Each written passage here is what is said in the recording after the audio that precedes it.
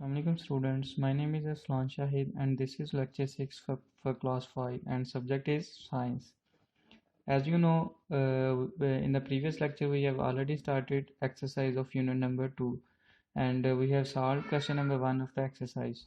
So today we are going to solve the question number 2 of exercise unit number 2 which is at the page number 23. तो it is written name the organisms. ठीक है, इसमें जो है ना description दी है, इस डिस्क्रिप्शन की बेस पे हमने क्या करना है, जो ऑर्गेनिज्म होगा ठीक है उसको आइडेंटिफाई करना है कि किस ऑर्गेनिज्म की बात हो रही है। ठीक है, सबसे पहला इसका पार्ट है an alga that lives in the sea is of many different colours shapes and sizes. ठीक है, एल्गा वर्ड जो इसलिए यूज़ हुआ है कि ये एक एलजी है। ठीक है, एलजी की बात हो रही है यहाँ पे। डेट लिव्स इन द सी, सी जो है समंदर में रहता है और उसकी क्या है स्पेसिफिकेशन कि उसके डिफरेंट कलर्स हैं, शेप्स हैं एंड साइजेस हैं। ठीक है, तो बच्चों जो सी वीड होता है उसके डिफरेंट कलर्स भी होते हैं, शेप्स भी होते हैं और साइजेस भी होते हैं और ये होता भी सी में है, तो इसलिए इसका आंसर क्या होगा, सी वीड। ठीक है, नेक्स्ट पार्ट पे चलते हैं।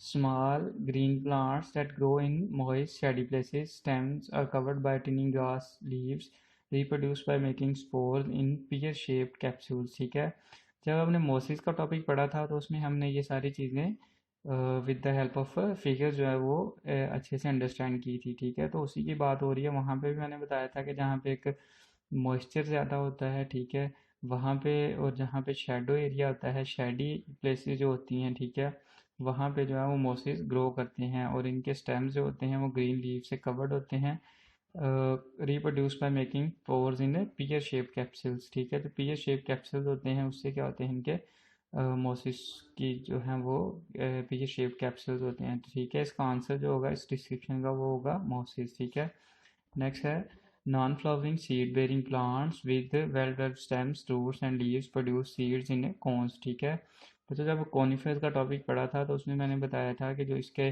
सीड्स होते हैं, ठीक है, जो जिस तरह से पाइन होता है, ठीक है, उसकी शेप किस तरह की होती है, कोन लाइक। ठीक है, जिस तरह कोन आइसक्रीम की फिगर से हमने इसको एक्सप्लेन किया था। ठीक है, तो यहाँ पे भी क्या है कि प्रोड्यूस सीड्स इन कोन्स। ठीक है, कोन्स में सीड प्रोड्यूस होते हैं और वेल डेवलप्ड स्टेम्स रूट्स और लीव्स होते हैं और नॉन फ्लावरिंग है, नॉन फ्लावरिंग है।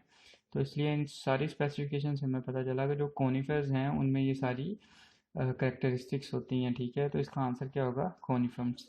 कोनिफर्स। ठीक है, नेक्स्ट क्वेश्चन नंबर है 4। Seed bearing flowers flowering plants having well developed roots stems leaves and flowers. ठीक है, अब जो well developed roots stems leaves and flowers होते हैं और जो सीड बेरिंग होते हैं, ठीक है, फ्लावरिंग प्लांट्स की बात हो रही है। अब आपने ये नहीं कहना कि वेल डेवलप्ड लिखा हुआ है तो ये तो कॉनिफर है। कॉनिफर क्या है, कॉनिफर नॉन फ्लावरिंग है। ठीक है, तो फ्लावरिंग प्लांट है, ठीक है, सीड बेरिंग है। तो जो हमने पढ़ा था कि जो फ्लावरिंग प्लांट होते हैं जिनके सीड भी होते हैं उनको क्या कहते हैं, एंजियोस्पर्म्स भी बोलते हैं। ठीक है, तो इसका आंसर क्या होगा, एंजियोस्पर्म्स। अब जो एक्सरसाइज का क्वेश्चन नंबर 2 है उसमें लिखा है what classification group do the following belongs to. ठीक है, इसमें डिफरेंट जो है वो प्लांट्स के नेम्स गिवन है। ठीक है, हमने ये बताना है कि इनका जो क्लासिफिकेशन का ग्रुप है वो कौन सा है। ठीक है, तो सबसे पहले है जी मशरूम। मशरूम का हमने बेसिकली जो चैप्टर है उसमें पढ़ा नहीं है, लेकिन जो मशरूम है इसका जो ग्रुप होता है वो होता है किंगडम फंजाई। ठीक है, किंगडम फंजाई किस में आता है, नॉन फ्लावरिंग में। ठीक है, तो आपने चूंकि यहाँ पे फ्लावरिंग प्लांट्स पढ़े हैं, नॉन फ्लावरिंग प्लांट्स पढ़े हैं, तो मशरूम का आंसर आप लिखेंगे नॉन फ्लावरिंग ग्रुप। ठीक है, कौन सा लिखेंगे, mushroom is non flowering group. Basically ये किंगडम फंजाई होता है जो कि नॉन फ्लावरिंग में आता है, तो मशरूम किस में आ जाएगा, नॉन फ्लावरिंग में। ठीक है, उसके बाद फंस का जिक्र है। फंस का भी हमने पढ़ा था कि जो नॉन फ्लावरिंग प्लांट्स होते हैं उसको 3 टाइप्स में क्लासिफाई किया जाता है, एल्गी, मॉसिस एंड फंस। तो फंस किस में आ जाएगा, नॉन फ्लावरिंग प्लांट्स में। रोज़ की बात हो रही है। रोज़ क्या होता है, रोज़ जो है वो फ्लावरिंग प्लांट होता है। ठीक है, अब फ्लावरिंग प्लांट्स में आता है। फ्लावरिंग प्लांट के आगे फर्दर जो रोज़ की क्लासिफिकेशन होती है वो किस में होती है, डाई कॉटिलेडनस। ठीक है, जो डाई कॉटिलेडनस प्लांट्स होते हैं उसमें आता है रोज़। ठीक है, अब पाइन ट्री की भी हमने एग्जांपल पढ़ी थी जिसमें उसमें लिखा हुआ था कि इसके जो सीड्स हैं वो जस्ट लाइक कॉन्स होते हैं जैसे कि पाइन ट्री के होते हैं, तो पाइन ट्री क्या होगा, कॉनिफर्स। ठीक है, तो उसके बाद टमेटो, टमेटो की बात हो रही है, ये भी डाइकोटिलेडन है। पीनट क्या है, डाइकोटिलेडनस। बीन डाइकोटिलेडनस में आ जाता है, वीट मोनोकोटिलेडनस में आता है, ठीक है। शुगर केन की भी हमने एग्जांपल पढ़ी थी। ये वही शॉर्ट क्वेश्चन है जो मैंने आपको ड्यूरिंग लेक्चर कहा था कि आप इसको मेमोराइज कर सकते हैं या आपके शॉर्ट क्वेश्चन भी बन सकते हैं, ठीक है। मिंट की बात की थी, ये डाइकोटिलेडनस में आ जाता है। Ginger monocotyledonous, sunflower dicotyledonous, grapes dicotyledonous, rice monocotyledonous, onions monocotyledonous और पीस जो हैं ये भी डाइकोटिलेडनस। इसको आपने जो है ना अपनी बुक पे ही सारे को फिल कर लेना, ठीक है। इस फिगर से आपने देख लेना, ठीक है, इस वीडियो से, और इसको आपने अपनी जो एक्सरसाइज है वहाँ पे इसको फिल आउट कर लेना। अब नेक्स्ट बच्चों आपने अपने नोट्स ओपन करने हैं, ठीक है। वहाँ पे जो साइंस के नोट्स हैं वहाँ पे यूनिट 2 पे जाना है, ठीक है। यूनिट 2 के जो साइंस के नोट्स हैं वहाँ पे आपने इस वीडियो को जो है ना आप पास कर लें यहाँ पे, और अपने नोट्स जो है ना वो ओपन कर लें, ठीक है। अब जब आप अपने नोट्स ओपन करेंगे, यूनिट नंबर 2 पे जाएंगे साइंस के नोट्स में, तो यहाँ पे सबसे पहले लिखा हुआ है जी वर्ड्स मीनिंग, ठीक है। ये सारे इंपॉर्टेंट वर्ड्स हैं, इनको वन बाय वन हमने जो है ना वो इसको पूरे लेक्चर में, जब इसके लेक्चर्स पढ़े थे पूरे यूनिट के, तो उनमें इनको वन बाय वन हमने एक्सप्लेन भी किया था मैंने, ठीक है। इसको हमने देख भी लिया क्या होते हैं। जैसे इनके उर्दू में जो वर्ड्स मीनिंग लिखे हुए हैं, इनको आपने किस तरह से करना है कि जिस तरह से ये यूनिसेलुलर लिखा हुआ है, आपने अपने चैप्टर में जाना है, यूनिसेलुलर को हाईलाइट करना है और उसका ऊपर मीनिंग लिख लेना, ठीक है। इसी तरह मोसिस पे जाना है, इसको हाईलाइट करना है, मीनिंग लिख लेना है, और लिखना नहीं है, याद भी करना है, ठीक है। आपको पता हो कि ये मोसिस होते क्या हैं, ठीक है, इनका कंसेप्ट क्या है। स्पेशलाइज्ड के को भी हाईलाइट कर लेना। इसी तरह one by one her words को जो है ना वो आपने अपने चैप्टर में जो है ट्रेस करना है और हाईलाइट करके उनके मीनिंग्स लिख लेने हैं, ठीक है। नेक्स्ट बात आती है वर्ड्स टू लर्न, ठीक है। वर्ड्स टू लर्न जब हमने एक्सरसाइज स्टार्ट की थी, अच्छा, जो आपकी बुक का पेज नंबर 21 है वहाँ पे गिवन है ये वर्ड्स टू लर्न, ठीक है। इनको हमने पहले डिस्कस किया हुआ है एक लेक्चर में। इसमें cotyledon, xylem, phloem, angiosperm, gymnosperm, इनको हमने पहले डिस्कस किया हुआ है।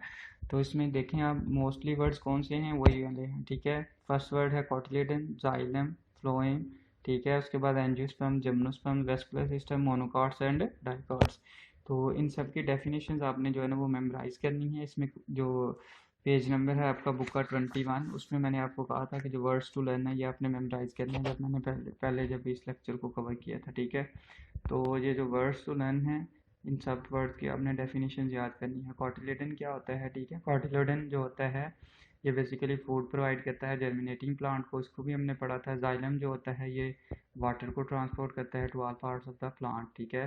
फ्लोएम क्या करता है, फ्लोएम जो है वो फूड को जो है ना, फ्लोएम ट्यूब होती है, ये फूड को ट्रांसपोर्ट करती है, ठीक है। मोनोकॉट क्या होता है, मोनोकॉट में सिंगल कॉटिलेडन होता है, ठीक है।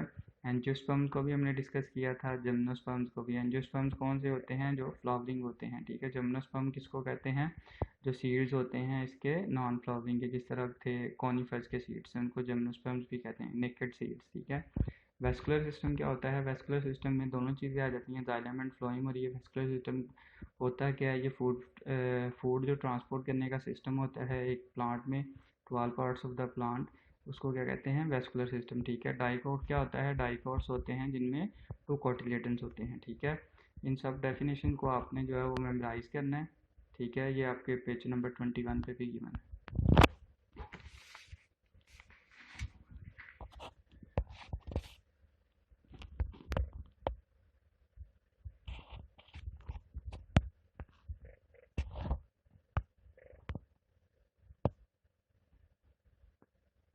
अब इसके नेक्स्ट पे आ जाएं। नेक्स्ट पे लिखा हुआ है रिमेंबर एंड अंडरस्टैंड, ठीक है। जो रिमेंबर एंड अंडरस्टैंड वाले क्वेश्चन है, इसको सबसे फर्स्ट क्वेश्चन जो है ये है, what is lacking from algae and mosses, ठीक है। इस क्वेश्चन में पूछा ये जा रहा है कि जो एलजी और मोसिस है इसमें किस चीज़ की कमी होती है, ठीक है, इन दोनों में। वैसे यहाँ पे जो पहले फंड्स लिखा हुआ था, ठीक है, फंड्स नहीं आएगा, मोसिस आएगा, सही है। तो इस क्वेश्चन को आपने जो है ना वो चेंज कर लेना है, यहाँ पे फंड्स को काट के आपने लिख लेना है मोसिस, ठीक है। What is lacking from algae and mosses, ठीक है। एलजी और मोसिस में किस चीज़ की कमी होती है, जब हमने एलजी और मोसिस का टॉपिक पढ़ा था तो उसमें हमने इस चीज़ को स्टडी किया था कि they lack stem leaves roots and flowers, ठीक है। ये नॉन फ्लावरिंग प्लांट्स हैं और इनमें ना तो स्टेम होता है, लेक का मतलब होता है कमी होना, ठीक है। इसमें स्टेम की भी कमी होती है, लीव्स की भी, रूट्स की भी और फ्लावर्स की भी, क्योंकि नॉन फ्लावरिंग प्लांट्स हैं तो ये फ्लावर प्रोड्यूस नहीं करते, ठीक है। अब नेक्स्ट है question number 2, how are ferns and conifers similar, ठीक है। जो कॉनिफर्स होते हैं इसमें भी फ्लावर्स नहीं होते, जो फर्न्स होते हैं ये भी नॉन फ्लावरिंग प्लांट्स हैं, ठीक है। तो both are non flowering plants. जो फर्न्स और कॉनिफर्स हैं ये सिमिलर किस तरह से हैं कि दोनों नॉन फ्लावरिंग प्लांट्स हैं, ठीक है।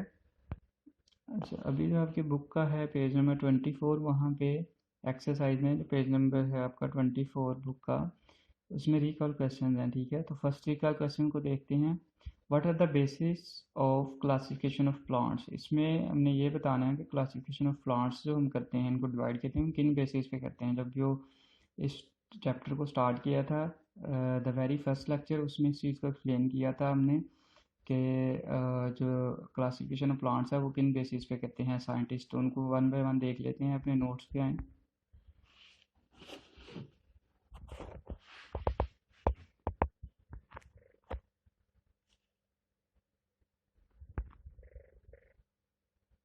इसमें है classification of plant is based on the production of flowers, ठीक है। जो क्लासिफिकेशन होती है प्लांट्स की, उसमें सबसे पहली क्या होती है बेसिक, के प्रोडक्शन ऑफ फ्लावर्स, ठीक है, कि वो फ्लावर्स को प्रोड्यूस कर भी सकते हैं या नहीं कर सकते, ठीक है। नॉन फ्लावरिंग है या फ्लावरिंग प्लांट्स है, ठीक है। दूसरा होता है कि number of seeds, number of seeds कितने हैं, ठीक है, उनमें मोनोकाटिलेडन है या डाइकाटिलेडन है, ठीक है। इस तरह से उसमें नंबर ऑफ सीड्स कितने हैं, सीड्स कितने हैं। Then venation of their leaves, venation of leaves को भी हमने डिस्कस किया था कि हर जो प्लांट होता है उसके लीव्स में जो वेन्स का पैटर्न होता है उसको क्या कहते हैं, वेनेशन ऑफ लीव्स, ठीक है।